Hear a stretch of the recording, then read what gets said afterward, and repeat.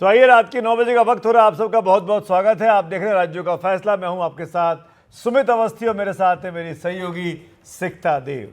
हरियाणा और जम्मू कश्मीर विधानसभा चुनावों के नतीजे आ गए हैं। दोनों ही राज्यों में जनता ने निर्णायक फैसला दिया है। हरियाणा में तमाम एग्जिट पोल्स को खारिज करते हुए जनता ने तीसरी बार बीजेपी को सरकार बनाने का मौका दिया। हरियाणा में बीजेपी ने इतिहास रचा है। लगातार 3 बार चुनाव जीतकर सरकार बनाने वाली वो पहली पार्टी राज्य की बन गई है। नायब सिंह सैनी के नेतृत्व पर मुहर लग गई है। वो फिर मुख्यमंत्री बनने जा रहे हैं। भूपेंद्र सिंह हुड्डा के सपनों पर आज पानी फिर गया।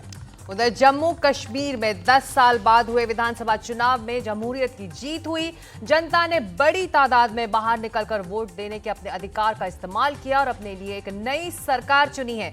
जम्मू कश्मीर में नेशनल कॉन्फ्रेंस और कांग्रेस का गठबंधन का फैसला कारगर रहा और गठबंधन को बहुमत से सरकार बनाने का मौका मिला है। उमर अब्दुल्ला राज्य के अगले मुख्यमंत्री बनने जा रहे हैं। अपने इस खास कार्यक्रम में राज्यों का फैसला में हम आज के नतीजों से निकली 10 बड़ी बातों पर सुमित चर्चा करेंगे। इन पर चर्चा के लिए हमारे साथ 2 खास मेहमान बने हुए हैं, रामकृपाल सिंह और साथ ही संजय जी। आप दोनों का स्वागत है NDTV पर। और शुरुआत पहली बड़ी बात से। बिल्कुल, सबसे पहली बड़ी बात जो आज के परिणामों से निकल कर आई वो ये कि एडवांटेज बीजेपी है। Advantage BJP. इन चुनावों में बीजेपी ने जहां हरियाणा में शानदार प्रदर्शन किया, वहीं जम्मू कश्मीर में उसका वोट शेयर बढ़ा है। पहले देखते हैं हरियाणा के नतीजे क्या बताते हैं। हरियाणा में 90 सीटें थी, 45 का आंकड़ा था बहुमत का। बीजेपी को 48 सीटें मिली हैं। ये बीजेपी का बेस्ट परफॉर्मेंस है अब तक के इतिहास का। पिछली बार से 8 सीटें बीजेपी की बढ़ी हैं। कांग्रेस का भी आंकड़ा बढ़ा है पिछली बार के मुकाबले। 31 से बढ़कर वो 37 पर पहुंचे हैं। लेकिन छोटी पार्टियों को नुकसान हुआ है। हालांकि INLD 1 से बढ़कर 2 हो गई है, लेकिन JJP अपने हिस्से की सभी 10 सीटें हार गई है। और अब वोट शेयर पर नजर। हरियाणा के वोट शेयर क्या कह रहे हैं राज्यों का फैसला। वोट शेयर पर अब नजर डालते हैं। बीजेपी को 40% वोट हासिल हुए हैं, जबकि कांग्रेस बिल्कुल ज्यादा पीछे नहीं है। 1% का फर्क है, 39%। और INLD को 6% वोट हासिल हुए हैं। हालांकि सीटों का अंतर दोनों पार्टियों में, बीजेपी और कांग्रेस में बहुत ज्यादा है, लेकिन वोट शेयर में वो फर्क बिल्कुल दिखाई नहीं दे रहा। और ये वोट स्विंग पर भी नजर डाल लेते हैं। वोट स्विंग की अगर बात की जाए तो हरियाणा में बीजेपी के खाते में 4% ज्यादा वोट आए हैं, इसीलिए वोट स्विंग बीजेपी के फेवर में है और वही सीटों में भी दिखाई दे रहा है। और कांग्रेस का वोट स्विंग क्या कहता है? 11% का इजाफा हुआ है। कांग्रेस को 11% वोट स्विंग के हिसाब से ज्यादा मिले हैं इस बार, तो कांग्रेस के लिए भी अच्छी खबर है। हालांकि वोट सीटों में तब्दील नहीं हो पाई। अगली क्षेत्रीय इलाकों की बात की जाए तो क्षेत्रवार में विधानसभा में बीजेपी को 45 सीटों में 20 बीजेपी, ये इलाका हम बात कर रहे हैं मध्य हरियाणा का। कांग्रेस के खाते में और भी 20 सीटें हैं। INLD के पास 2 सीटें गई हैं। अदर्स को 3 गई है, 1 का नुकसान हुआ है। और अब देख लेते हैं कि उत्तर हरियाणा में क्या कहता है सीटों का आंकड़ा। बीजेपी को उत्तर हरियाणा में 15 सीटें हासिल हुई हैं। 1 सीट का फायदा हुआ है। कांग्रेस को 12 सीटें यहाँ हासिल हुई और यहाँ कांग्रेस को भी गेन हुआ है। 3 सीट ज्यादा हासिल की इस बार कांग्रेस ने। और दक्षिण की अगर बात की जाए तो दक्षिण हरियाणा में बीजेपी को 13 सीट मिली है, पिछली बार से 2 ज्यादा। कांग्रेस को 5 की 5 मिली है।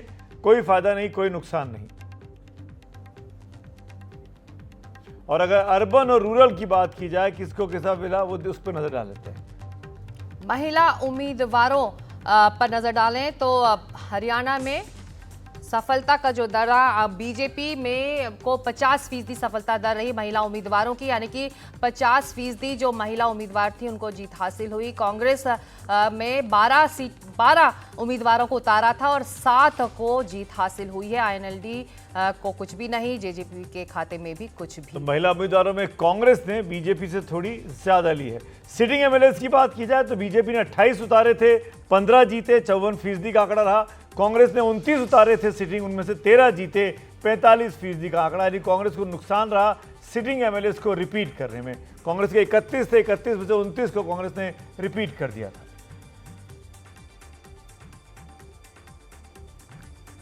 और अब वीआईपी सीट्स पर नजर डालते हैं। वो सीट्स जहां पर दिग्गज उम्मीदवार मैदान में थे। भाव्या बिश्नोई आदमपुर से ये बीजेपी की टिकट पर उतरे थे, हार गए हैं। दिग्विजय चौटाला डबवाली से जेजेपी के हार गए। ब्रजेंद्र सिंह उचाना कला से कांग्रेस के उम्मीदवार हार गए और दुष्यंत चौटाला जेजेपी के जो पूर्व डिप्टी सीएम है वो हार गए।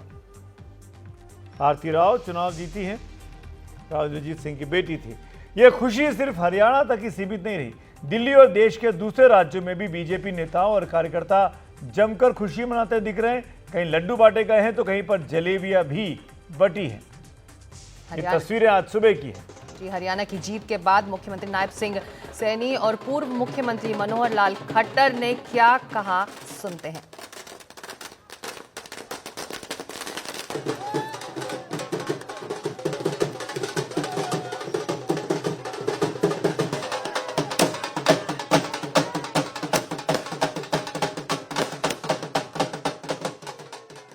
मोदी जी की नीतियों के ऊपर आज हरियाणा के लोगों ने मुहर लगाई है। मोदी जी ने जो काम किए हैं, जो एक नया हरियाणा, नया भारत बनाने का काम आदरणीय मोदी जी कर रहे हैं, उसके ऊपर मुहर हरियाणा के लोगों ने तीसरी बार आपको टाइम बहुत कम मिला। मनोहर लाल जी की नीतियों के ऊपर मुहर लगाई है। आपको टाइम बड़ा कम मिला, लेकिन आपने हमेशा कहा कि मैं बहुत काम करना चाहता हूँ, नॉन स्टॉप हरियाणा चलाया मैंने। तो कैसे देखते हैं उसको? आपको लगता है लोगों ने एक्सेप्ट किया? बिल्कुल एक्सेप्ट किया है। जितना काम किया है उसके ऊपर मुहर लगी है। ऐतिहासिक जीत मोदी जी की नीतियों को दी है। क्रेडिट किसको दे? आदरणीय प्रधानमंत्री जी की नीतियों को और प्रधानमंत्री जी के कार्य को ये सारा का सारा क्रेडिट हम देते हैं, जो उन्होंने जबरदस्त तरीके से हरियाणा के लोगों की अपेक्षाओं के ऊपर खरा उतरते हुए, और हमारी सरकार ने उनके साथ कंधे से कंधा मिला करके जो भेदभाव, क्षेत्रवाद का, परिवारवाद का जो बढ़ता जाता था, उसके ऊपर हमने विराम लगाया है। लगातार एक झूठ बोलने का, भ्रम फैलाने का काम कर रहे थे। जनता ने कांग्रेस की बात को नकारा, भारतीय जनता पार्टी की बात को उन्होंने सराहा, स्वीकार किया।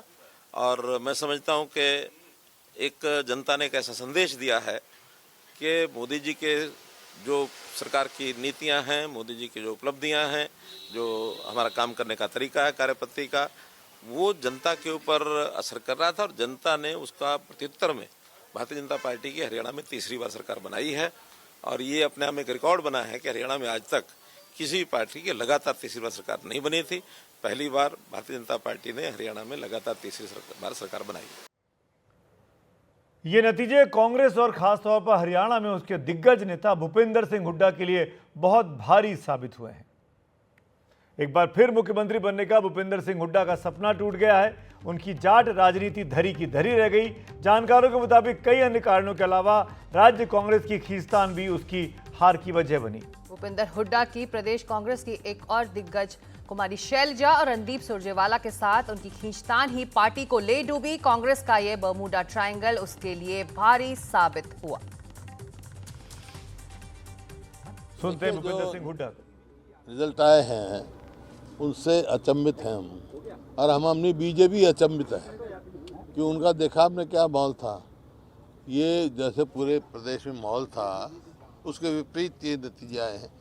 जो माहौल बना हुआ था मीडिया का भी, और जो आपके जितने भी सीनियर वो हैं एनालिस्ट हैं उनका भी ये है।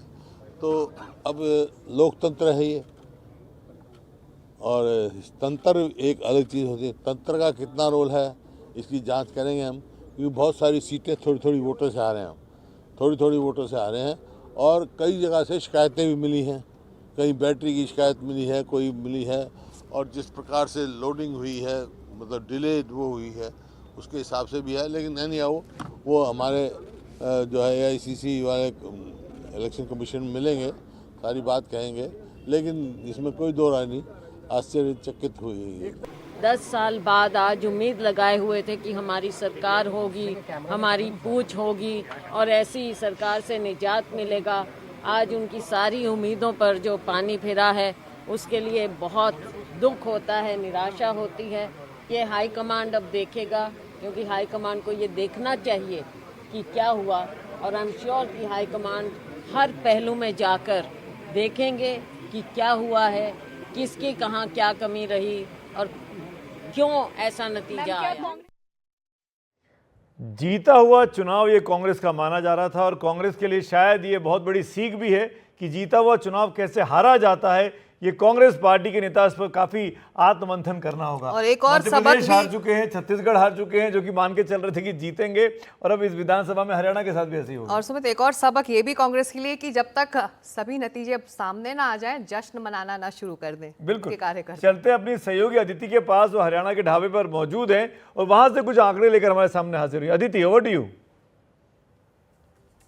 तो इंतजार अब खत्म हो चुका है। हरियाणा और जम्मू कश्मीर की तस्वीर अब साफ हो चुकी है। तो सबसे पहले आपको हरियाणा लिए चल रहे हैं, जो कि अपने ढाबों के लिए बहुत ज़्यादा मशहूर है। तो हरियाणा के चुनावी ढाबे में इस वक्त हम मौजूद हैं और तस्वीर यहाँ की आपको दिखाएं कि किसके थाली में क्या कुछ सजा हुआ है, कैसा जायका जो है वो यहाँ पर मिल रहा है। राजनीतिक तस्वीर जो है वो भी देखने को मिलेगी। तो ये एक मेन्यू कार्ड हम यहाँ पर आपको दिखा रहे हैं, जिसमें आप समझ सकते हैं कि बीजेपी जो है उसकी थाली में यहाँ पर 56 भोग नजर आ रहा है, क्योंकि तीसरी बार बीजेपी ने सत्ता का रास्ता जो है वो तय कर लिया है। तो यहाँ पर 48 सीटें जो हैं वो बीजेपी के खाते में आई हैं, 37 सीटें कांग्रेस के खाते में आई हैं। और अगर हम बात करें जेजेपी की, तो सबसे बुरी हालत जेजेपी की हुई है, जो पिछली बार बीजेपी के साथ सत्ता में शामिल हुई थी, गठबंधन में आई थी, इस बार अपना खाता तक नहीं खोल पाई है। और जो INLD है वो 2 सीटों पर यहाँ पर जीत दर्ज कर पाई है। तो हरियाणा में अब बड़ा सवाल ये रहेगा कि मुख्यमंत्री कौन बनेगा, क्योंकि कई दावेदार जो हैं वो यहाँ पर नजर आए थे। अनिल विज थे, इसके अलावा राव वीरेंद्र सिंह थे। अब देखना होगा कि पार्टी आखिर किसको चुनती है। लेकिन हरियाणा के अलावा अब अगर हम बात करें जम्मू कश्मीर, तो वहाँ भी हम आपको लिए चलेंगे, क्योंकि NDTV का चुनावी कार्निवल, जो इलेक्शन कार्निवल है, वो यहाँ पर आ चुका है। और इसमें अब हम बैठेंगे, इसमें सवार होंगे और अब आपको हम लिए चलेंगे जम्मू कश्मीर, क्योंकि वो वहाँ पर भी 10 सालों के बाद इस बार मतदान हुआ है। तो हरियाणा के चुनावी ढाबों से अब हम आपको लिए चल रहे हैं डल झील की तरफ, जहाँ पर हम आपको दिखाएंगे कि जम्मू कश्मीर में क्या कुछ स्थिति है। तो ये जम्मू कश्मीर में कावा जो है वो आपके सामने यहाँ पर हमने पेश किया है। और ये जम्मू कश्मीर की तस्वीर है, जिसमें आप यहाँ पर देख सकते हैं कि नेशनल कॉन्फ्रेंस और कांग्रेस का गठबंधन जो है उसने शानदार जीत यहाँ पर हासिल की है और 49 सीटों पर जीत दर्ज की है। इसके अलावा हम बीजेपी की बात करें तो बीजेपी का प्रदर्शन भी पिछली बार से अच्छा रहा है। जम्मू रीजन में उसने 29 सीटों पर जीत हासिल की और पिछली बार से तुलना करें तो 4 सीटें जो हैं वो ज़्यादा हासिल की है। PDP जेजेपी से थोड़ी बेहतर स्थिति में, अगर हरियाणा की जेजेपी से तुलना करें, 3 सीटों पर PDP जो है उसने अपनी जीत यहाँ पर दर्ज की है और अदर्स जो हैं, जो अन्य हैं, वो 9 सीटों पर यहाँ पर बढ़त बनाए हुए नजर आए। तो कुछ जहाँ पर बहुत ही कम मार्जिन से जीत दर्ज हुई है, जहाँ पर अभी भी हो सकता है तो कुछ 1-2 सीटों का फ़र्क यहाँ पर हो सकता है, लेकिन यहाँ पर अब ये तय हो गया है कि नेशनल कॉन्फ्रेंस की उमर अब्दुल्ला जो हैं वो मुख्यमंत्री बनने जा रहे हैं। क्या सत्ता में PDP को शामिल किया जाएगा, क्या उनके साथ अब गठबंधन किया जाएगा, ये देखना काफ़ी दिलचस्प होगा। और हरियाणा में मुख्यमंत्री कौन होगा ये देखना भी काफ़ी दिलचस्प होगा, क्योंकि कई दावेदार वहाँ पर नजर आ रहे हैं। और कांग्रेस के लिए यहाँ पर बड़ा सबक है कि शायद थोड़ी जल्दबाजी कर दी कांग्रेस ने ज़मीन पर लोगों की नब्ज को पकड़ने में। जी बिल्कुल, शुक्रिया अदिति। और गर्मा गर्म कावा जो है वोटर्स ने जम्मू कश्मीर के, उन्होंने नेशनल कॉन्फ्रेंस और कांग्रेस की सरकार बनाने के लिए सर्व किया है। और जबकि 56 भोग जो है हरियाणा के ढाबा का, वो बीजेपी के लिए एक बार फिर सजाया गया है। और अब आगे बढ़ते डालते हैं नजर जम्मू कश्मीर के चुनावी आंकड़ों पर। आज के नतीजे जम्मू कश्मीर के लिए क्या कह रहे हैं? 90 की विधानसभा है, 46 का बहुमत है, 49 सीटें कांग्रेस और NC गठबंधन को हैं, बीजेपी को 29 हैं। हालांकि कांग्रेस NC नहीं, वो NC गठबंधन कांग्रेस के साथ है। NC बड़ी पार्टी है, उसमें PDP को 3 है, अदर्स के खाते में 9 है। तो NC गठबंधन की सरकार बनने जा रही है। और अब वोट शेयर पर नजर, जम्मू कश्मीर में किसने कितना वोट शेयर हासिल किया? कांग्रेस NC को 38%, बीजेपी को 26% और PDP के खाते में 9% वोट पड़े। यहाँ ये अंडरलाइन करने की बात है कि बीजेपी का 26% सबसे बड़ी पार्टी उसको बनाता है वोट शेयर के मामले में। अगर ये हम रीजन वाइज बात करें तो 43 सीटें जम्मू रीजन में थी, जिसमें बीजेपी 29 जीती है। बीजेपी 29 की 29 सीटें अपने खाते की जम्मू से जीत कर आई है। इस इलाके से कांग्रेस NC गठबंधन को 8 सीटें मिली हैं, अदर्स के खाते में भी 6 सीटें गई हैं। कश्मीर घाटी की ये तस्वीर है, 47 सीट्स हैं कश्मीर घाटी में। कांग्रेस NC गठबंधन को 41 सीटें यहाँ हासिल हुई हैं, PDP को 3 और अदर्स जो निर्दलीय और इंडिपेंडेंट थे उन्होंने यहाँ से 3 सीटें हासिल की हैं। और बीजेपी को हालांकि यहाँ से कुछ उम्मीद नहीं थी और कुछ वैसा ही हुआ। 19 सीटें बीजेपी लड़ी थी, लेकिन एक भी बीजेपी को सीट यहाँ जीत नहीं मिली है। शहरी सीटों की बात की जाए तो शहरी सीटों में कांग्रेस एनसी ने 15 सीटें लड़ी, 9 जीती, 60% का स्ट्राइक रेट रहा। बीजेपी 11 लड़ी, 6 जीती, 55% का स्ट्राइक रेट रहा। जम्मू कश्मीर में शहरी इलाकों में कांग्रेस एनसी ने इस बार बीजेपी को मात दी है। और अब नजर डालते हैं कि ग्रामीण सीटों पर किसने कितना असरदार रोल निभाया है, उस पर नजर। अब आंकड़े सामने हैं। कांग्रेस एनसी गठबंधन 75 सीटों पर ग्रामीण सीटों पर लड़ी थी, 40 में जीत हासिल की। बीजेपी 51 सीटों पर 23 पर से जीत हासिल हुई है और पीडीपी 66 सीटों पर चुनाव लड़ी थी, उसमें सिर्फ 3 ही जीत पाई है वो। शहरी और ग्रामीण दोनों जगहों पर कांग्रेस एनसी गठबंधन को फायदा हुआ। महिला उम्मीदवारों की बात की जाए तो बीजेपी ने 1 लड़ाई 1 जीती, 100% का स्ट्राइक रेट। कांग्रेस एनसी ने 5 लड़ाई थी महिला उम्मीदवार, 2 जीती हैं, 40% का स्ट्राइक रेट रहा। यहां पर बीजेपी ने बाजी मारी है, 1 लड़ाई 1 जीती, 100%। सिटिंग एमएलए, मौजूदा विधायक किसने कितना वापस ये सीट अपनी पार्टी को दिलाई। 12 सिटिंग एमएलए को कांग्रेस एनसी गठबंधन ने दिया था, 8 उसमें से जीतकर लौटे हैं विधानसभा। बीजेपी ने 11 सिटिंग एमएलए को टिकट दिया था, 7 लौटकर जीते। पीडीपी ने 5 विधायकों को अपने दिया था टिकट, लेकिन उसमें से किसी ने भी जीत हासिल नहीं की।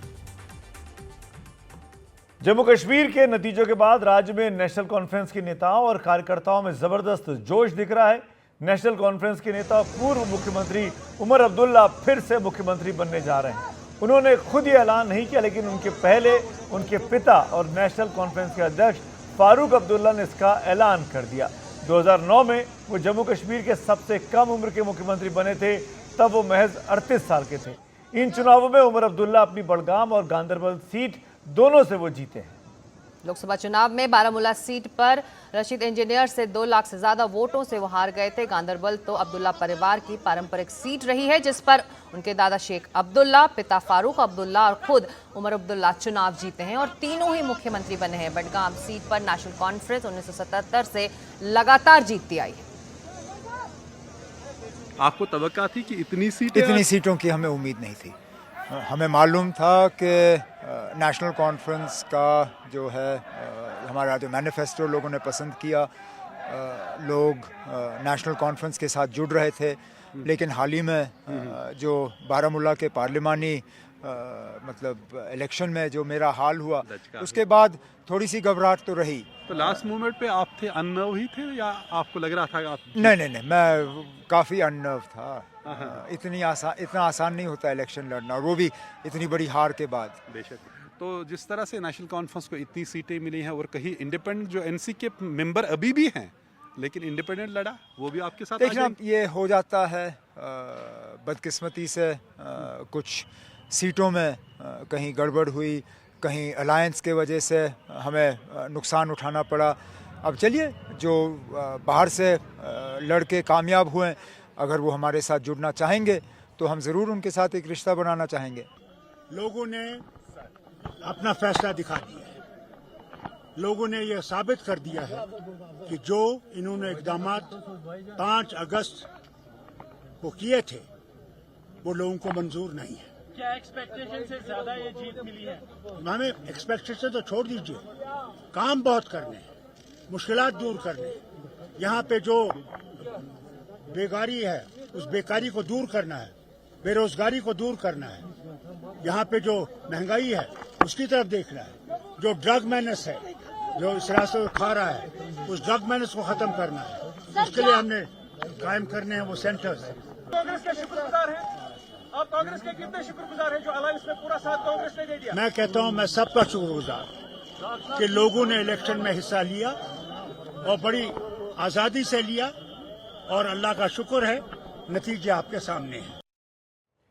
और ये एक नजर डालते हैं नैरो मार्जिन की सीटों पर कितने कम अंतराल से कुछ सीटें जीती हारी गई हैं, जहां पर बाजी पलट जाती अगर वो सीटें वो वोट किसी और को मिल जाते।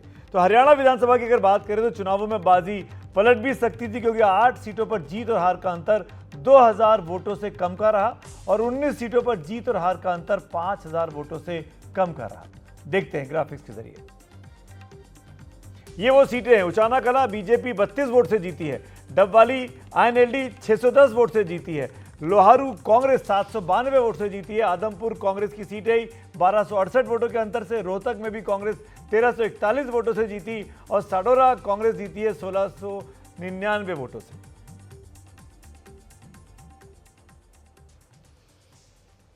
तो संजय जी, आप ये जो कांटे की टक्कर की बात हो रही है इस ग्राफिक्स में, आखिर हुआ क्या जमीन में कि 32 वोटों से जीत हासिल हो रही है? नहीं, ये कांटे का टक्कर से हम अर्थ ये निकालना चाहते हैं कि क्या अगर ये मार्जिनल सीटें एक पार्टी के पक्ष में चली जाती तो चुनाव के नतीजे कुछ अलग हो सकते थे।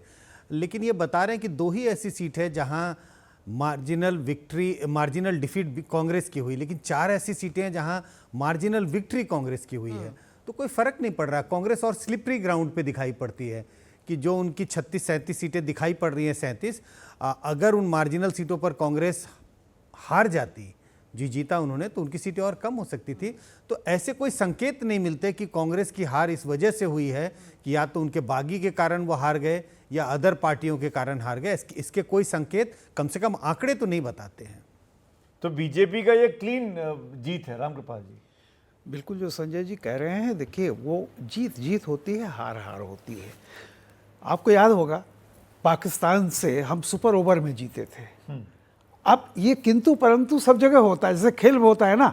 अब आप सोचिए सुपर ओवर में हम जीते तो 1 रन से जीते या 1 पारी से जीते, ट्रॉफी वही होती है, ट्रॉफी में कोई चेंज नहीं होता। तो मैं हमेशा राजनीति में देखिए, और विधानसभाओं के चुनाव में हमेशा आप देखेंगे 10 से 20% ऐसी सीटें होती ही हैं। और ये हमेशा रहा है कि बहुत 100 वोट, 200 वोट, 1000 वोट, यानी 2000 से कम वोटों से जीतने वाली बहुत सारी सीटें। मेरे साथ बीजेपी के प्रवक्ता शहजाद पूनावाला भी जुड़ गए हैं। अनयूजुअल नहीं है, मतलब ये। शहजाद, बधाई हो, दोनों जगहों पर बीजेपी का प्रदर्शन बहुत अच्छा रहा, हरियाणा में भी और जम्मू कश्मीर में भी। किसको श्रेय देना चाहेंगे शहजाद? पहले तो ये सुबह की पवन खेड़ा की जलेबियां अभी भी बाकी है, पता नहीं क्या करना है, तो मैं आपको भी ऑफर करता हूं कुछ जलेबियां। बहरहाल हम लोग तो जनता को जलेबी खिलाते हैं, जनता को मीठा मीठा खिलाते हैं, तो मैं जनता को ही श्रेय देना चाहता हूं। और बड़े विनम्र स्वभाव से जो हरियाणा की जनता ने और जम्मू कश्मीर की जनता ने हमारे लिए जनविश्वास जो जताया है उसको हम स्वीकारते हैं।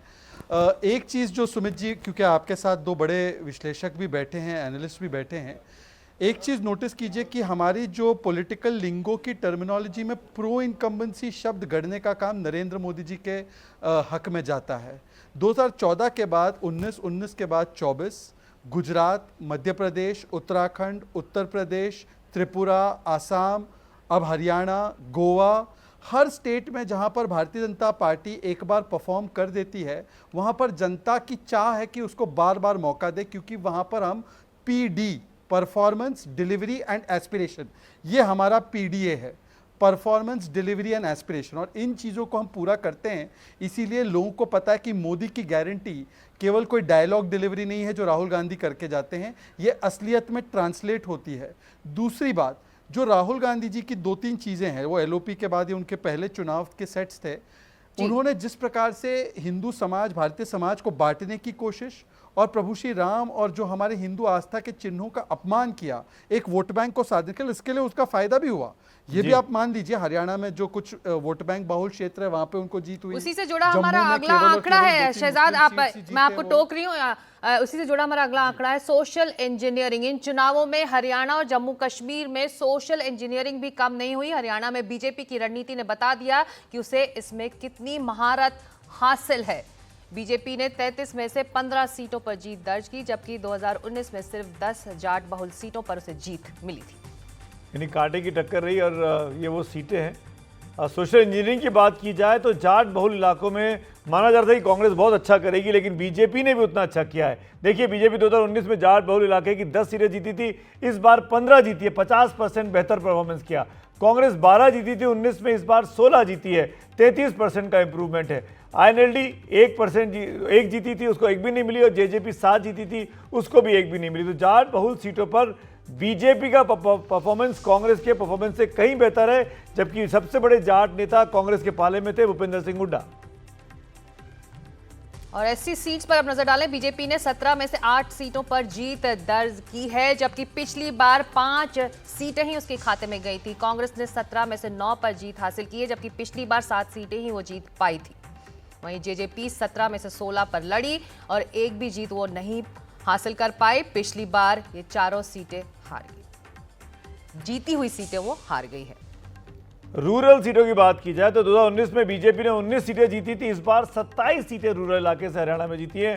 कांग्रेस ने पिछली बार 24 जीती थी, इस बार 29 जीती हैं। दोनों ने अपना परफॉर्मेंस सुधारा है, लेकिन सबसे बड़ा सुधार बीजेपी के एनएलडी के खाते में दिखता है, क्योंकि वो एकमात्र सीट पिछली बार जीती थी, इस बार वो 2 सीटें रूरल इलाके से जीत गई है। जेजेपी 9 जीती थी, इस बार एक भी नहीं जीत पाई है। और शहरी सीटों पर अब नजर, अपना दबदबा कायम रखा है बीजेपी ने, जबकि कांग्रेस का प्रदर्शन खराब रहा इन सीटों पर। अब ये शहरी सीटें हैं, 70% सफलता दर है बीजेपी की शहरी सीटों पर। कांग्रेस की 26%। आरएलडी में को कुछ भी कामयाबी हासिल नहीं पाई। हरियाणा के बाद अब लिए चलते हैं जम्मू कश्मीर का भी हम ये देख लेते हैं सोशल इंजीनियरिंग क्या कहती है जम्मू कश्मीर के कुछ इंपॉर्टेंट इलाकों में। ये ऐसी सीट है जम्मू कश्मीर की, बीजेपी 7 लड़ी, 7 की 7 जीती, 100% का स्ट्राइक रेट। कांग्रेस एनसीपी 7 पे लड़ी और एक भी नहीं जीत पाई, 0% का स्ट्राइक रेट। जम्मू कश्मीर, ये ज्यादातर सीटें सब जम्मू इलाके की हैं, ऐसी सीटें। और ट्राइबल सीट जो एसटी सीट्स हैं उस पर नजर डालते हैं। कांग्रेस नेशनल कॉन्फ्रेंस का शानदार प्रदर्शन रहा और 9 सीटें लड़ी एसटी सीटें और 7 पर इस गठबंधन को जीत हासिल हुई। और पीडीपी 8 पर लड़ी, एक भी नहीं जीत पाई। हिंदू सीटों की अगर बात की जाए तो हिंदू बहुल सीटों पर बीजेपी का परफॉर्मेंस बहुत अच्छा रहा। 30 पर लड़ी, 26 जीती। ज्यादातर सीटें सब जम्मू रीजन से आती है, 87% का स्ट्राइक रेट। कांग्रेस एनसी 30 पर लड़ी और 2 ही जीत पाए, महज 7% का स्ट्राइक रेट। और मुस्लिम डोमिनेटेड सीट्स पर अगर नजर डालें किस तरह का परफॉर्मेंस किसका रहा, इन आंकड़ों पर अब नजर। मुस्लिम बहुल सीटों पर कांग्रेस एनसी गठबंधन 60 सीटों पर लड़ी, 47 पर जीत हासिल ली। पीडीपी 58 पर लड़ी, 3 ही जीत हासिल पाई। और 32 सीटों पर बीजेपी लड़ी, 3 पर ही उसे जीत दर्ज हुई है। और चौथा इंपॉर्टेंट पॉइंट है इन चुनावों का, वो है एंटी इनकम्बेंसी, जिसके बारे में अभी शहजाद पूनावाला बोल रहे थे। प्रो इनकम्बेंसी और एंटी इनकम्बेंसी, सत्ता विरोधी लहर की काट अगर किसी पार्टी के पास है तो वो भारतीय जनता पार्टी के पास है। इसको सीख लेना चाहिए। हरियाणा में तमाम एग्जिट पोल्स को खारिज करते हुए बीजेपी लगातार तीसरी बार सरकार बनाकर इतिहास रच रही है। ऐसा करने वाली वो पहली पार्टी है। नायब सिंह सैनी के नेतृत्व पर मुहर लग गई है, वो फिर मुख्यमंत्री बनने जा रहे हैं। अब भूपेंद्र सिंह हुड्डा के सपनों पर पानी फिर गया है। साफ है कि बीजेपी ने इन चुनावों में एंटी इनकम्बेंसी यानी सत्ता विरोधी लहर पर काबू पा लिया। इसके लिए बीजेपी ने कई कदम पहले ही उठा लिए थे। उन पर एक करके नजर डालते हैं। लोकसभा चुनाव के करीब उन्होंने अपनी पार्टी में की रणनीति बदली। सबसे इंपॉर्टेंट बात यह आती है इस चीज में। बिल्कुल। और 6 महीने पहले मुख्यमंत्री बदला उन्होंने, फिर किसान जवान पहलवान के मुद्दे का तोड़ निकाला, अग्निवीरों को पेंशन वाली नौकरी का वादा किया, किसानों को अपने साथ लाने के लिए 24 फसलों पर एमएसपी का वादा किया, बड़ी संख्या में सिटिंग विधायकों के टिकट काटे, बिना खर्ची पर्ची का नारा युवाओं को भा गया और उन्होंने बड़े चढ़कर वोट दिया। बजट में युवाओं के लिए इंटर्नशिप जैसी स्कीम का अनाउंसमेंट किया। सत्ता विरोधी लहर की काट केंद्र सरकार के लिए कैसी रही है? 2024 में बीजेपी ने अपने आप को रिपीट किया लगातार, लोकसभा में, मध्य प्रदेश में 2023 में रिपीट किया, हरियाणा में अभी रिपीट किया, गुजरात में 2022 में रिपीट किया था। ये वो जगह है जहां पर बीजेपी की सरकारें, इनकम्बेंट सरकारें दोबारा तिबारा चुनाव जीतकर पहुंची हैं। और इन्हीं मुद्दों पर अब से कुछ देर पहले बीजेपी मुख्यालय में जीत का जश्न मना। नेताओं कार्यकर्ताओं ने प्रधानमंत्री का जोरदार स्वागत किया। पहले बीजेपी अध्यक्ष जेपी नड्डा और फिर प्रधानमंत्री ने बताया कि बीजेपी सत्ता विरोधी लहर पर लगातार काबू पाना चाहती है। सुनते हैं पीएम को।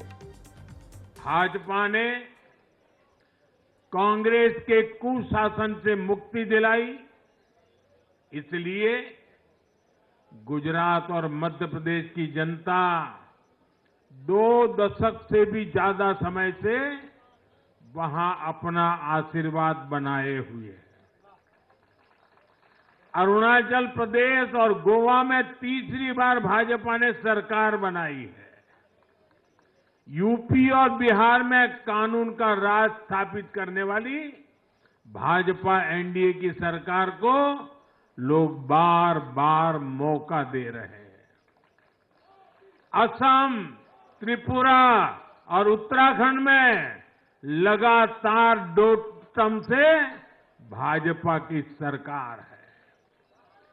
जहां जहां भाजपा सरकार बनाती है, वहां की जनता लंबे समय तक भाजपा को समर्थन देती है। और आज के इन चुनावी नतीजों की 5वीं बड़ी बात, मोदी मैजिक। हरियाणा के चुनावों में मोदी मैजिक भी जमकर देखने को मिला। और ये कैसे चला मोदी मैजिक? जातियों को जोड़ने की रणनीति थी, गैर जाट वोटरों को लामबंद किया गया। इसका फायदा मिला। गैर जाट खट्टर और सैनी को मुख्यमंत्री बनाया बारी बारी से, उसका फायदा मिला भारतीय जनता पार्टी को। और ऐसी सीटों में बीजेपी को फायदा दिखाई दिया। 2019 में 29% ऐसी सीटें जीती थी बीजेपी। 2024 में 47% ऐसी सीटों पर उसने बढ़त हासिल कर ली। तो मोदी मैजिक और मोदी के, आप जैसे कहते हैं ना, मिडास टच, जो वो करते हैं उसका उनको फायदा मिलता है। रामकृपाल जी। निश्चित रूप से देखिए, ये जो सारी चीज़ें जैसे जाति वाली बात है जो मोदी ने कहा, मैं हमेशा एक बात को कहता हूँ, देखिए जाति एक सच्चाई है, वो एक आइडेंटिटी है, सबका रहता है। लेकिन क्या होता है कि कई बार जब से हम लोग सोचते हैं कि सब जाति को देख करके वोट दे रहे हैं। देखिए उत्तर प्रदेश का जैसे देख, हालांकि संजय जी ज़्यादा इस पर करेंगे, मुझे ज़्यादा एनालिसिस नहीं है, लेकिन एक ऐसी पार्टी जो उत्तर प्रदेश में 80% सीटें जीतती है, तो 80% सीट जीतने वाली पार्टी, जबकि वहाँ पे कम से कम 150 ऐसी सीटें हैं जहाँ मुस्लिम माइनॉरिटी होती है, तो कहीं ना कहीं ये वो कब होता है जब कोई ऐसा इलेक्शन नहीं है जो सिर्फ जाति पर लड़ा जाता हो। हाँ, वो एक फैक्टर है, लेकिन सबसे बड़ी मूलभूत जो चीज़ें होती हैं कि देखिए डेवलपमेंट, जो परिवर्तन उसके जीवन में आया है, और दूसरी बात कि सामने वाला उससे बेहतर विकल्प अगर कोई हो तब वो जाता है।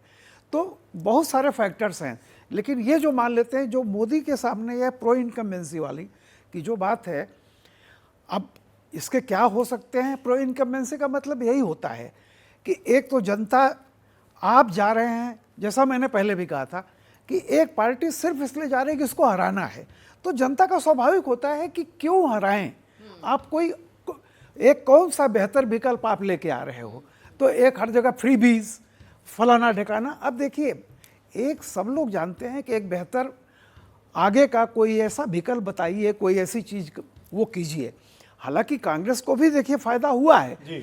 तो अलग बात है, और मैं ये सबसे बड़ा मैं इसका एक पॉजिटिव पॉइंट मानता हूँ, कांग्रेस को बहुत हताश होने की जरूरत नहीं है, क्योंकि जनता उसको हरा रही है, लेकिन ये मान रही है कि बीजेपी का विकल्प सिर्फ कांग्रेस ही हो सकती है। कांग्रेस की स्क्रिप्ट, राहुल गांधी की स्क्रिप्ट क्यों फेल हो गई हरियाणा में? हरियाणा कांग्रेस लीडरशिप फिर फेल हुई है। किसान जवान पहलवान का नैरेटिव काम नहीं आया है वोटरों को लुभाने के लिए।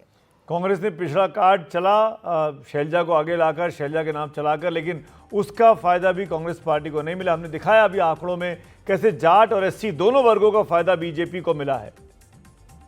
ऐसी सीटों पर बीजेपी को ज्यादा कामयाबी हासिल हुई। जाट वोट को एकजुट नहीं रख पाए। भूपेंद्र सिंह हुड्डा पर बहुत ज्यादा भरोसा किया गया। ऐसी सीटों पर फायदा नहीं पहुंचा है, जाट वोट को एकजुट नहीं रख पाए, जैसा कि अभी सिक्ता बता रही थी। वो ग्राफिक पेड़ अब आपके सामने है। हुड्डा और शैलजा में संतुलन की कोशिश महंगी पड़ी है। ये कांग्रेस के लिए बहुत इंपॉर्टेंट पॉइंट यहां पर हो जाता है। राहुल गांधी की जो स्क्रिप्ट रही इस चुनावों में, वो पूरी तरीके से फ्लॉप नजर आई। आखिर के दिनों में भाई बहन निकले भी पद यात्रा लेकर, लेकिन वो भी काम नहीं चला। कांग्रेस का ओवर कॉन्फिडेंस लग रहा है कि वो खोखला निकल गया है। रामकृपाल जी, आप कुछ जोड़ना चाहते हैं? जी देखिए, एक चीज आपने ध्यान दिया होगा, अभी हुड्डा का भी आपने बयान दिखाया और शैलजा का भी। यही देखिए दोनों के, हुड्डा जहां कह रहे थे ये तंत्र के नाते हुआ है, वही शैलजा ने क्या कहा, हाई कमान देखे इसको कि गड़बड़ी कहाँ हुई है। यानी वो मान रही है कि ये कहीं तंत्र का फेल्योर नहीं है, मतलब इसमें तंत्र की भूमिका नहीं है, ये हमारे पार्टी के अंदरूनी गड़बड़ी का परिणाम है। संजय तो जी, शैलजा ये कह रही हैं और जबकि हुड्डा कह रहे हैं। समय बहुत सीमित है मेरे पास, ये दोनों को एडजस्ट करना है। संजय जी, कांग्रेस की हार हुई है, इस चुनावों को ऐसे देखना चाहिए कि जैसे कांग्रेस पार्टी देख रही है? 31 से 37 हो गए, लेकिन वो कह रहे हैं हार गए। नहीं, ये तो बाइपोलर कंटेस्ट था। आपको पता है दोनों पार्टियों का वोट शेयर भी बढ़ा और दोनों पार्टियों की सीटें भी बढ़ी हैं। लेकिन सवाल है क्या कांग्रेस का हार हुआ? निश्चित रूप से कांग्रेस की हार हुई है। सीटों के हिसाब से देखें, वोट प्रतिशत के हिसाब से देखें, बल्कि मैं तो यूँ कहूँगा कि क्या बीजेपी की जीत हुई है? नहीं, बीजेपी की कन्विंसिंग जीत है। उनका वोट प्रतिशत बढ़ा, उनकी सीटें बढ़ी, निश्चित रूप से कांग्रेस की हार है। जी, तो जम्मू कश्मीर की अब बात कर लेते हैं। वहां कांग्रेस का प्रदर्शन लगातार खराब होता गया है। राज्य में बीते 4 विधानसभा चुनावों में कांग्रेस का वोट प्रतिशत और सीटें दोनों ही घटती चली गई हैं।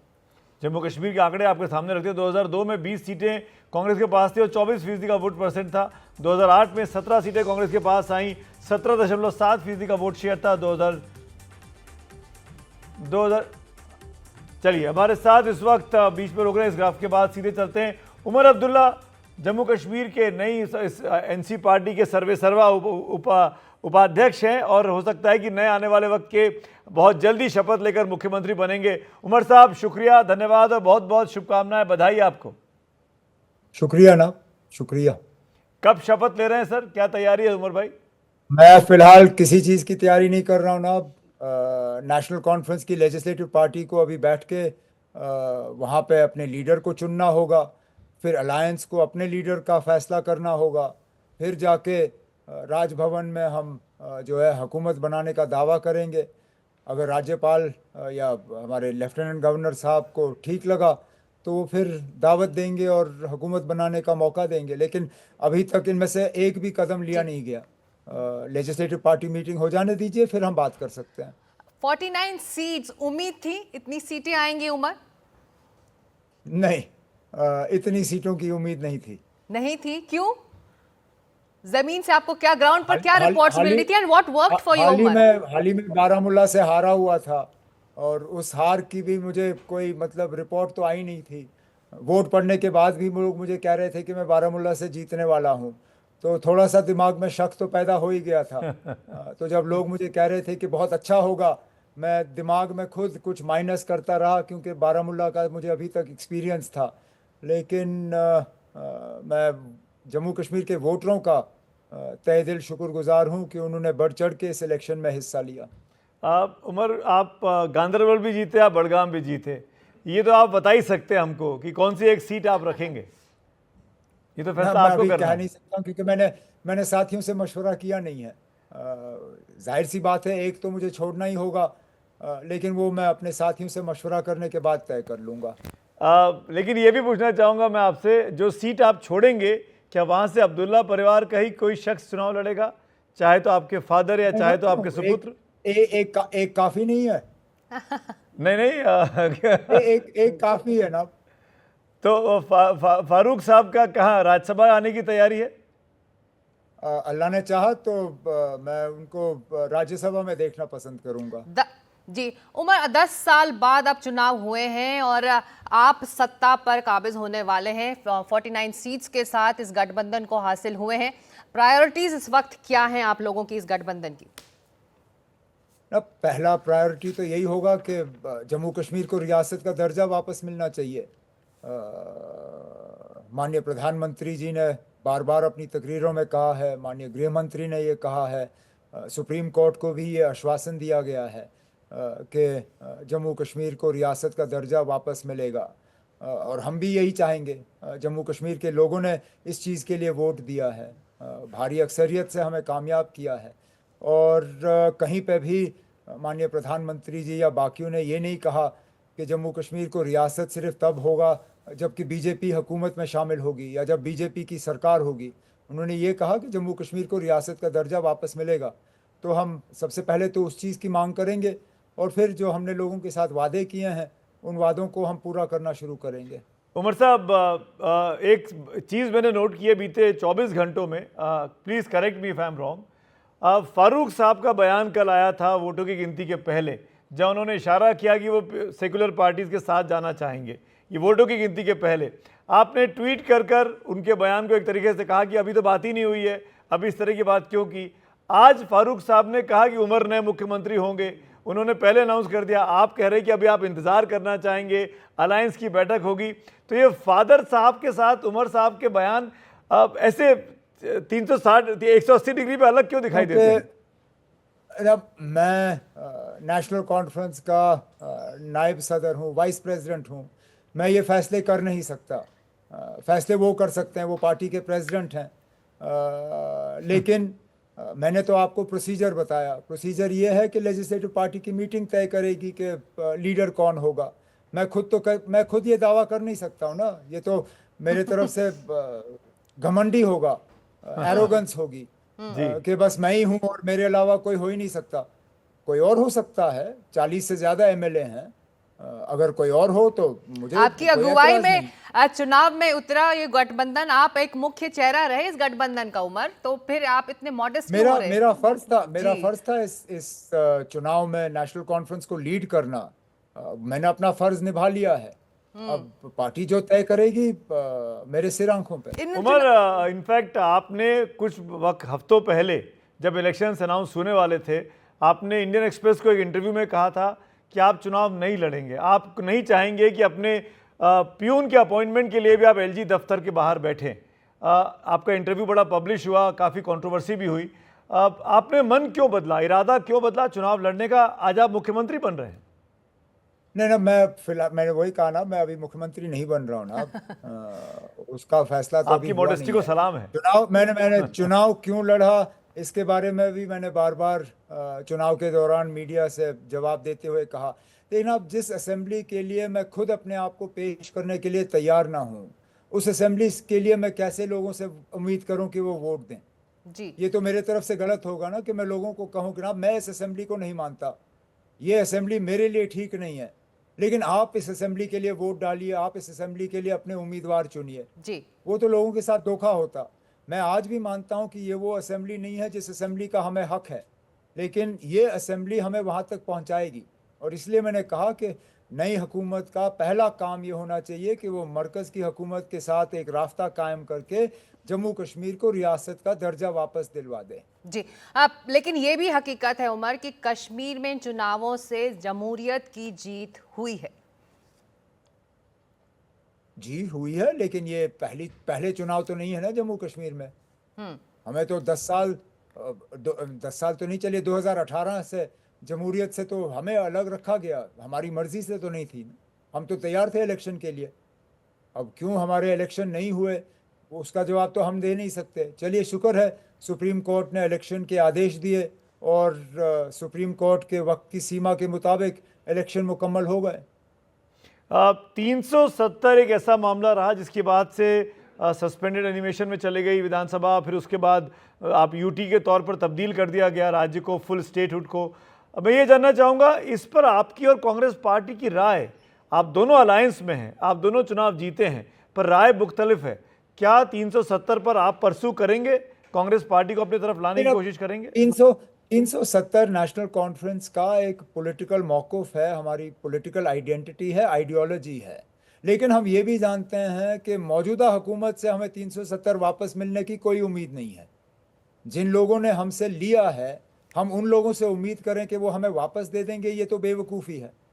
और हम इन लोगों को ये धोखा देने के लिए तैयार नहीं हैं। हम इस मुद्दे को ज़िंदा रखेंगे, लेकिन फ़िलहाल इस हुकूमत से हमें वो उम्मीद है नहीं। दिल्ली में कभी हुकूमत बदल जाएगी, फिर हम ये बात उनके साथ दोबारा कर सकते हैं।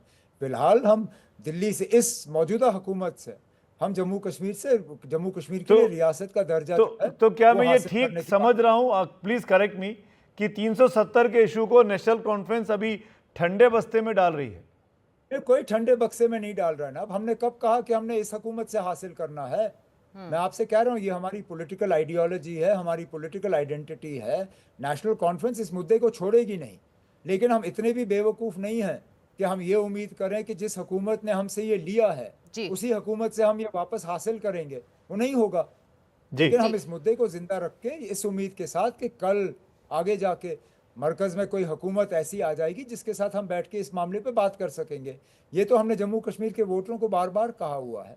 जी, एक आखिरी सवाल आपको, आपका शुक्रिया कि आपने वक्त निकाला एनडीटीवी इंडिया के लिए, लेकिन जाने से पहले एक छोटा सा आखिरी सवाल। जिस शख्स ने आपको लोकसभा चुनावों में हराया था, इंजीनियर रशीद, उनके जो लोग हैं जो उम्मीदवार बनकर उतरे थे, वो कुछ ज़्यादा कमाल नहीं कर पाए इन विधानसभा चुनावों में, तो आपको लगता है वो एक फ्लूक था जिसका शिकार आप बन गए? फ्लूक नहीं था, मतलब वो इलेक्शन जीते और अच्छे खासे मार्जिन से जीते। गलती रशीद साहब ने ये की कि लोगों को उनके लिए अफसोस था, सिंपथी थी। वो सिंपथी पे पार्लियामेंट का इलेक्शन जीते। उन्होंने उस सिंपथी को पॉपुलैरिटी के तौर समझा, लेकिन अब सिंपथी आप ट्रांसफर नहीं कर सकते हो, पॉपुलैरिटी आप ट्रांसफर कर सकते हो। अगर वो पॉपुलर होते उसके उम्मीदवार भी जीतते। सिंपथी उसको मिली, सिंपथी के बुनियाद पे वो पार्लियामेंट गए जी, पॉपुलर नहीं, इसलिए उसके उम्मीदवार जीत नहीं पाए। और उमर साहब, एक सवाल और लेना चाहूँगा जाने के पहले आपके, और वो ये कि आप क्या फुल स्टेटहुड को लेकर पहला प्रस्ताव पास करेगी आपकी कैबिनेट? क्या आप दिल्ली में अर्जी लगाएंगे एलजी साहब से अधिक पावर सीएम के होने चाहिए?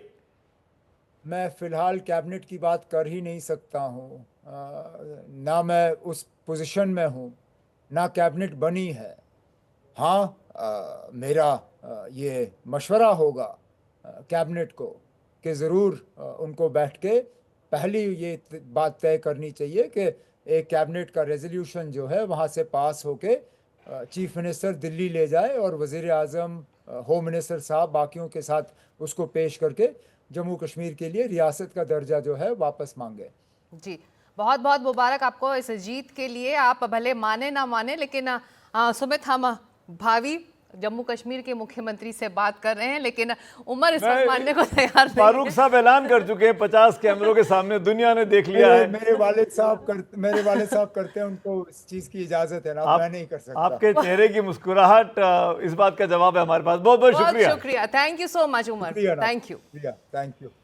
उमर अब्दुल्ला, जम्मू कश्मीर के होने वाले नए मुख्यमंत्री के तौर पर अभी तो खैर नहीं मान रहे, लेकिन साफ जाहिर है। बिल्कुल। और अगली बड़ी बात पर हम बढ़े आगे। 8वां नंबर एग्जिट पोल से जुड़ा हुआ। एग्जिट पोल फिर फेल, सभी एग्जिट पोल हम दिखाएंगे और सबके आगे फेल की मुहर लगाएंगे। तो ये एग्जिट पोल जो सामने, जो हम शनिवार को हम कर रहे थे साथ में बैठकर इसी वक्त, इनफैक्ट ये वक्त आ गया एग्जिट पोल को क्या एग्जिट दिखा दिया जाए। लगातार दूसरा बड़ा एग्जिट पोल के लिए फेलियर है ये, और हरियाणा में तो दूसरा बड़ा है। और चुनाव बाइपोलर हो रहे हैं, छोटी पार्टियां सिमट रही हैं, ये भी एक तस्वीर उभरकर आज के नतीजों में आई है। हालांकि जम्मू कश्मीर में नेशनल कॉन्फ्रेंस जो उस राज्य की बड़ी पार्टी है उसने अच्छा काम किया, लेकिन हरियाणा में जो बाकी क्षेत्रीय पार्टियां वो सिमट गई हैं। चुनाव बाइपोलर यानी कि 2 ध्रुवों में बटी हुई है। हरियाणा में ये मुकाबला बाइपोलर ही दिखा, बीजेपी बनाम कांग्रेस का।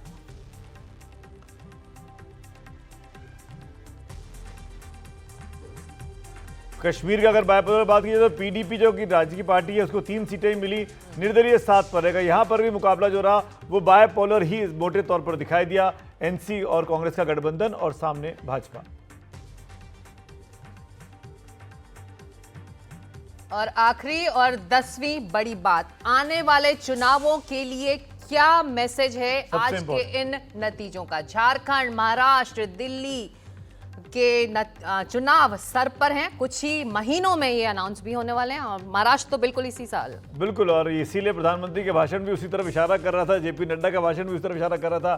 क्या हरियाणा का असर दूसरे राज्यों पर पड़ सकता है? ये सबसे इंपॉर्टेंट बात है। जल्दी महाराष्ट्र, दिल्ली और झारखंड में चुनाव होंगे। हरियाणा की रणनीति महाराष्ट्र में क्या बीजेपी अपनाएगी, यानी बायपोलर कॉन्टेस्ट हो, ये बीजेपी चाहेगी।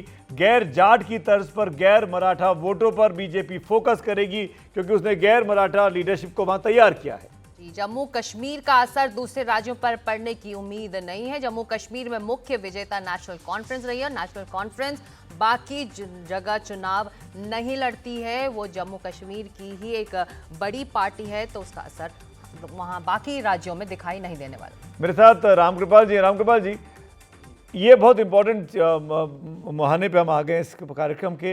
इन चुनावों का असर आने वाले विधानसभा चुनावों पर आप क्या देखते हैं, खासकर महाराष्ट्र और झारखंड? देखिए, निश्चित रूप से ये जो 2000, जैसा मैंने कहा ना कि जून में जो लोकसभा चुनाव के बाद जो माहौल बना था कि जैसे बीजेपी के बारे में एक बनाया गया था, परसेप्शन बहुत बड़ी चीज़ होती है। हरियाणा चुनाव ने बीजेपी को एक संजीवनी की तरह काम कर रही है। कम से कम कल से बीजेपी का या बीजेपी के उन तमाम लोगों का जो बहुत डिफेंसिव या बॉडी लैंग्वेज उनकी ऐसी हो गई थी, आप देखिएगा बड़ा परिवर्तन हो जाएगा। और सबसे अब आगे आने वाले समय में इसका, आज की दुनिया बड़ी छोटी है और हमारा देश तो है, महाराष्ट्र में भी असर पड़ेगा। आने वाला दिल्ली का जो चुनाव होगा वो भी इंटरेस्टिंग हो जाएगा, क्योंकि अभी कांग्रेस जो थी उसने तय किया है 23 से 28 तक वो आपके खिलाफ जा रही है और कह रही है कि शराब कांड तो हमने उठाया था, शीश महल हमने उठाया था। अब सवाल ये है कि आज का चुनाव देखने के बाद अब एक मजबूरी होगी कांग्रेस की तरफ भी कि दिल्ली के लिए क्या स्ट्रेटजी बनाएं। और अगर दिल्ली में तीनों पार्टियां लड़ रही हैं तो आप जान लीजिए कि जो कुछ हरियाणा में हुआ है may be repeated in Delhi. मैं आपको फिर महाराष्ट्र लेके आता हूँ। महाराष्ट्र में इसलिए लेके आना चाहता हूँ, कांग्रेस पार्टी महाराष्ट्र में उस धुरी की सेंटर में है जहाँ शरद पवार भी हैं, उद्धव ठाकरे भी हैं। वो कांग्रेस पार्टी इस बार अच्छा नहीं कर पाई है। इन दोनों राज्यों में कांग्रेस पार्टी का संदेश यही है कि आप ओवर कॉन्फिडेंट हो गए। क्या वहां पर उद्धव ठाकरे, शरद पवार अब कांग्रेस की मनमर्जी नहीं चलने देंगे? देखिए, आज ही प्रियंका चतुर्वेदी ने बाकायदा स्टेटमेंट दे दिया कि कांग्रेस को जो है वो अकेले जहां लड़ती है वहां गड़बड़ हो जाता है, तो इसलिए हम लोगों को साथ ले लिया करें। तो जाहिर सी बात है कि जो पार्टियां हैं, चाहे एनसीपी हो, उद्धव का हो, वे लोग अब बार्गेन करेंगे। कांग्रेस का जो स्ट्राइक रेट रहा है लोकसभा चुनाव में वो सबसे अच्छा रहा है, शायद एनसीपी का सबसे अच्छा रहा, उसके बाद कांग्रेस रहा और थर्ड नंबर पे शिवसेना थी। लेकिन अब जिस तरह से ये हुआ है तो एक पॉइंट तो होता है कि बार्गेन करने का, रीजनल पार्टी जब कांग्रेस से बार्गेन करे। मुझे तो एक चीज और समझ में नहीं दिखता, मैं सुबह से इंतजार कर रहा हूँ इस बात का, पूरे दिन निकल गया, राहुल गांधी या मल्लिकार्जुन खड़गे का कोई बयान नहीं। वही मैं पूछना चाह रही थी आपसे कि जिस स्पीड पर राहुल गांधी लोकसभा चुनावों के नतीजों के बाद आगे बढ़ रहे थे, एक तरह से ब्रेक लग गया है इन नतीजों के बाद। देखिए, राजनीति में यही होता है कि आप एक, जैसे होता है ना, हमेशा इच्छा जो होती है वो सर्पगत से चल सकती है और छलांग भी मारती है। देखिए, सर्पगत से चलना ठीक होता है। कल तक आप हर चीज पर, आपको याद है राहुल गांधी ने मोदी को लोकसभा में कहा था आपको गुजरात में भी हराएंगे, याद है? बिल्कुल स्टेटमेंट। बिल्कुल। अब कल तक तो आप एकदम वोकल थे, आज जो भी इतना सब कुछ हुआ उसके बाद एक बयान नहीं, और आप कह रहे हैं कि हम देश को बदलेंगे। तो लीडरशिप का चाहे जो फैसला आए उसको सामने आना चाहिए फोरफ्रंट पर।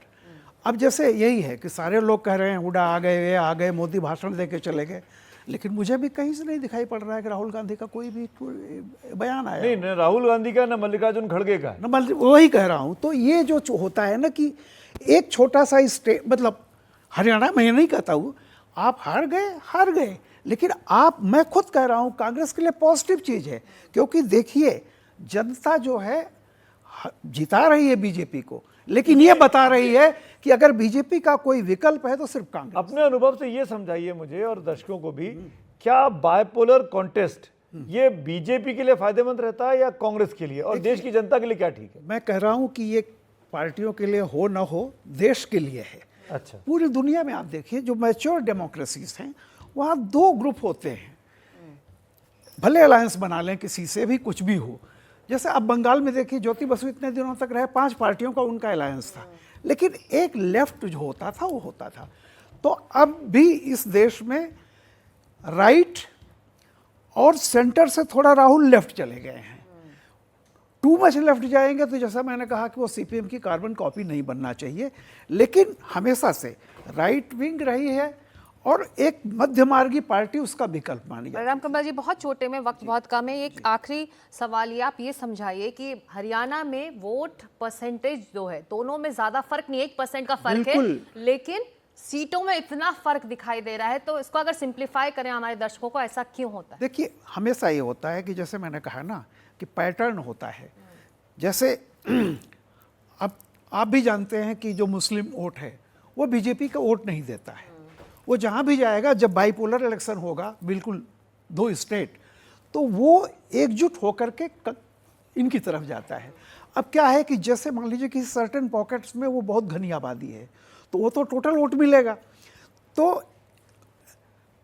जो वोट इवनली डिस्ट्रीब्यूटेड है वो ज़्यादा सीटों में कन्वर्ट होता है बनस्पत इसके कि आपके 10 कैंडिडेट जो है 50-50 हजार से जीत जाएं, उससे अच्छा है 10-10 हजार से जीतें। यही हुआ है। बिल्कुल। और अब तो बराबर है, लेकिन सीटें ज़्यादा उनकी हैं, क्योंकि आपका जो सर्टेन पॉकेट्स है वो एक जगह पर कंसंट्रेट करता, कहीं किसी सीट में, लाइक नू। आप देखिए, अगर नू का मुझे बहुत डिटेल नहीं, लेकिन नू में जिस तरह से है, धूले में पार्लियामेंट। मैं सर माफी चाह रहा हूँ, बीच में सॉरी, वक्त की कमी है मेरे पास, वरना हम तो रात भर चर्चा कर सकते हैं। हमको प्रोड्यूसर के पीछे कान की भी जो आती थी आवाजें, उनको भी सुनना पड़ता है। बिल्कुल। और आज इस खास पेशकश में इतना ही। राज्यों का फैसला आ चुका है। बहुत बहुत शुक्रिया। Thanks for watching. Good night.